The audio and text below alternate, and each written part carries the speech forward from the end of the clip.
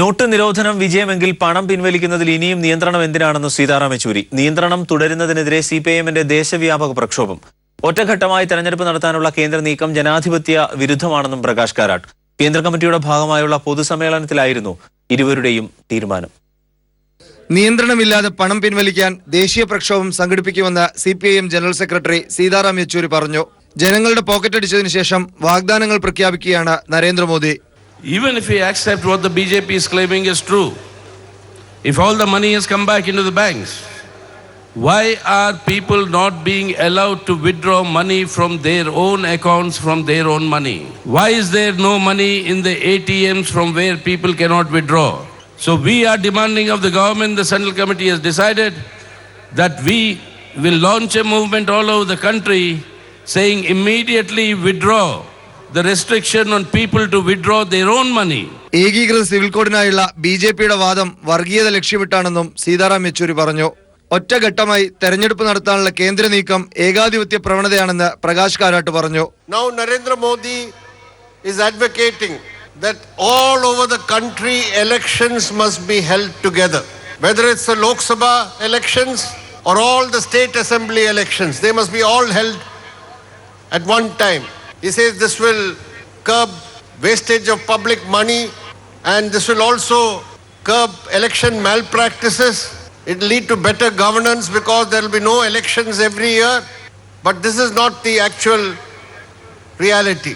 What they are not saying is enforcing one election for all the country at one time will be a profoundly anti-democratic step. Polit bureau അംഗങ്ങൾ പൊതുസമ്മേളനത്തിൽ പങ്കെടുത്തു. CPIM സംസ്ഥാന secretary Kodiyeri Balakrishnan അധ്യക്ഷനായിരുന്നു. News bureau, Thiruvananthapuram.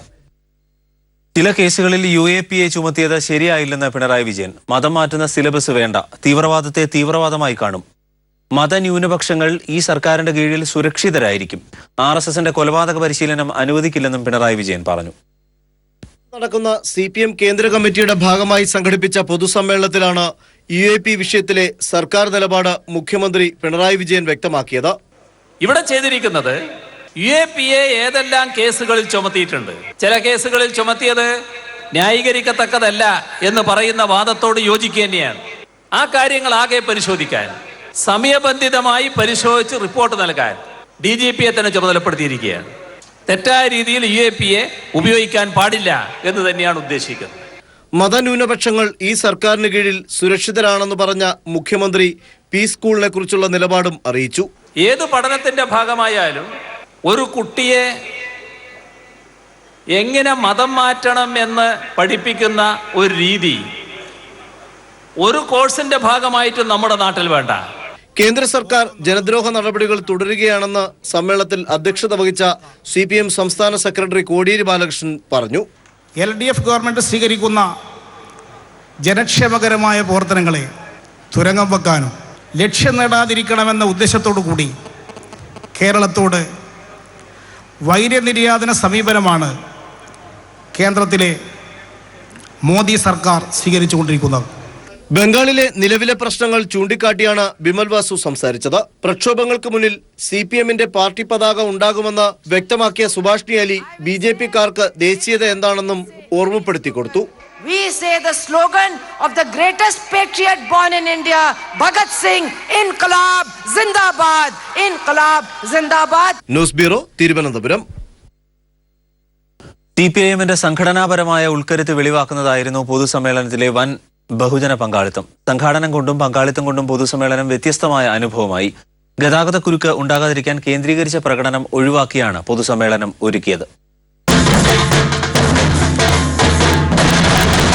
CPIMന്റെ രൂപീകരണത്തിന് ശേഷം ഇതാദ്യമായിട്ടാണ് കേന്ദ്ര committee യോഗം തിരുവനന്തപുരത്ത് ചേർന്നത്. ഇതോടനുബന്ധിച്ച് ചേർന്ന പൊതുസമ്മേളനത്തിൽ വൻ ബഹുജന പങ്കാളിത്തമാണ് ഉണ്ടായത്. നഗരത്തിൽ ഗതാഗത കുരുക്കുണ്ടാവാതിരിക്കാൻ വേണ്ടി കേന്ദ്രീകരിച്ച പ്രകടനം ഒഴിവാക്കിയിരുന്നു.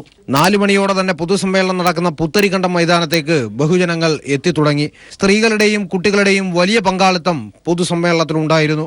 5:30 1 ലക്ഷം പേർ ഉൾക്കൊള്ളുന്ന പുത്തരിക്കണ്ടം മൈതാനവും പരിസര പ്രദേശവും ജനനിബിഡമായി. 6 മണിയോടെ കേന്ദ്ര കമ്മിറ്റി യോഗം അവസാനിപ്പിച്ച് നേതാക്കന്മാർ വേദിയിലേക്കെത്തി. വേദിയിലെത്തിയ നേതാക്കളെ ഹർഷാരവത്തോടെയാണ് പ്രവർത്തകർ സ്വീകരിച്ചത്. തിരുവനന്തപുരം ജില്ലയിലെ CPIMന്റെ സംഘടനാപരമായ ഉൾക്കരുത്ത് വിളിച്ചോതുന്നതായിരുന്നു പൊതുസമ്മേളനത്തിലെത്തിയ വൻ ജനാവലി. എസ് ജീവൻകുമാർ, തിരുവനന്തപുരം. നോട്ട് പിൻവലിക്കലിനെ തുടർന്ന് ബാങ്കുകളിലെത്തിയ അസാധു നോട്ടുകളിൽ കള്ളനോട്ടുകളും SBTയിൽ മാത്രം എത്തിയത് 8,94,000 രൂപയുടെ കള്ളനോട്ടുകളാണ്. കള്ളനോട്ടുകളൊന്നും മാറി നൽകിയിട്ടില്ലെന്നും പോലീസിൽ പരാതി നൽകുമെന്നും SBT അധികൃതർ അറിയിച്ചു.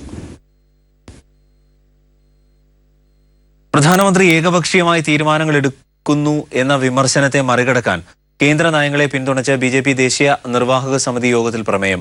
നോട്ട് നിരോധനം ഉൾപ്പെടെയുള്ള സാമ്പത്തിക പരിഷ്കരണ നയങ്ങളെ പിന്തുണയ്ക്കുന്ന സാമ്പത്തിക പ്രമേയം നിർവാഹക സമിതി അംഗീകരിച്ചു. അതേസമയം നിർവാഹക സമിതി യോഗത്തിന്റെ 2ാം ദിവസമായ ഇന്ന് പ്രധാനമന്ത്രി നരേന്ദ്രമോദി സംസാരിക്കുകയും ചെയ്തു. വിവാദ പരാമർശവുമായി വീണ്ടും BJP MP സാക്ഷി മഹാരാജ്. ജനസംഖ്യാ വർധനവിന് കാരണം മുസ്ലിങ്ങൾ ആണെന്നതാണ് സാക്ഷി മഹാരാജിന്റെ പുതിയ വിവാദ പ്രസ്താവന. 4 ഭാര്യമാരും 40 കുട്ടികളും അനുവദിക്കപ്പെട്ടവരാണ് ജനസംഖ്യാ വർധനവിന് കാരണം എന്നാണ് സാക്ഷി ആരോപിച്ചത്. ഉത്തർപ്രദേശിൽ ഒരു പൊതുചടങ്ങിൽ പങ്കെടുക്കുമ്പോഴായിരുന്നു സാക്ഷി മഹാരാജിന്റെ വിവാദ പ്രസ്താവന. 5 വയസ്സുകാരിയുടെ മൃതദേഹം ചുമന്ന് അച്ഛൻ നടന്നത് 15 കിലോമീറ്റർ. ഒഡീഷയിലെ അങ്കുൾ ജില്ലയിലാണ് നിർധനനായ അച്ഛന് മകളുടെ മൃതദേഹം ചുമലിൽ എടുക്കേണ്ടി വന്നത്. മുടങ്ങിക്കിടന്ന മലയാള സിനിമകൾ ഈ മാസം 12 മുതൽ റിലീസ് ചെയ്യുമെന്ന നിർമ്മാതാക്കളും വിതരണക്കാരും. ഫിലിം എക്സിബിറ്റേഴ്സ് ഫെഡറേഷന്റേതല്ലാത്ത 200-ൽ പരം തിയേറ്ററുകളിലാണ് റിലീസ് ചെയ്യുക. 12-ന് കാംബോജി എന്ന ചിത്രം തിയേറ്ററുകളിലെത്തും. 19-ന് ശേഷവും റിലീസിന് സഹകരിക്കാത്ത തിയേറ്ററുകൾക്ക് പിന്നീട് മലയാള ചിത്രങ്ങൾ നൽകില്ല. തിയേറ്റർ വിഹിതത്തെ ചൊല്ലിയുള്ള തർക്കത്തിൽ എക്സിബിറ്റേഴ്സ് ഫെഡറേഷൻ വിട്ടുവീഴ്ച ചെയ്യാത്ത സാഹചര്യത്തിലാണ് നിർമ്മാതാക്കളും വിതരണക്കാരും കടുത്ത നിലപാട് എടുത്തിരിക്കുന്നത്. 5 സംസ്ഥാനങ്ങളിൽ നിയമസഭാ തെരഞ്ഞെടുപ്പ് നടക്കുന്ന സാഹചര്യത്തിൽ കേന്ദ്ര ബജറ്റ് മാറ്റിവെക്കണമെന്ന പ്രതിപക്ഷ ആവശ്യത്തിൽ തെരഞ്ഞെടുപ്പ് കമ്മീഷൻ കേന്ദ്ര സർക്കാരിന് നോട്ടീസ് അയച്ചു. 3 ദിവസത്തിനകം മറുപടി നൽകണമെന്ന് നിർദ്ദേശിച്ച് കേന്ദ്ര ക്യാബിനറ്റ് സെക്രട്ടറിക്കാണ് നോട്ടീസ് അയച്ചത്. പെരുമാറ്റച്ചട്ടം നിലനിൽക്കുന്നതിനാൽ ബജറ്റ് നീട്ടിവെക്കണമെന്നാണ് പ്രതിപക്ഷ ആവശ്യം. സംസ്ഥാനത്ത് IAS ഉദ്യോഗസ്ഥർ കൂട്ട അവധിയെടുത്തേക്കുമെന്ന സൂചന. ജേക്കബ് തോമസിന്റെ നടപടികളിൽ പ്രതിഷേധിച്ചാണ് IAS ഉദ്യോഗസ്ഥരുടെ തീരുമാനം. മുഖ്യമന്ത്രിയെ കണ്ട പരാതി നൽകാനും ഒരു വിഭാഗം IAS ഉദ്യോഗസ്ഥർ തീരുമാനിച്ചു. ബന്ധു നിയമന വിവാദത്തിൽ വ്യവസായ അഡീഷണൽ ചീഫ് സെക്രട്ടറി പോൾ ആന്റണിയെ പ്രതി ചേർത്തതിനാലാണ് IASകാരുടെ പ്രതിഷേധം. തിങ്കളാഴ്ച കൂട്ട അവധിയെടുക്കാനാണ് ഒരു വിഭാഗം IAS ഉദ്യോഗസ്ഥരുടെ തീരുമാനം. EP ജയരാജനെതിരായ ബന്ധു നിയമന വിവാദത്തിൽ FIR കോടതി സ്വീകരിച്ചു. ജയരാജനെതിരെ തുടരന്വേഷണത്തിന് വിജിലൻസ് കോടതി അനുമതി. തിരുവനന്തപുരം വിജിലൻസ് കോടതിയാണ് അനുമതി നൽകിയത്. അതേസമയം ADGP R ശ്രീലേഖയ്ക്കെതിരായ കേസിൽ വിജിലൻസ് കൂടുതൽ സാവകാശം ആവശ്യപ്പെട്ടു.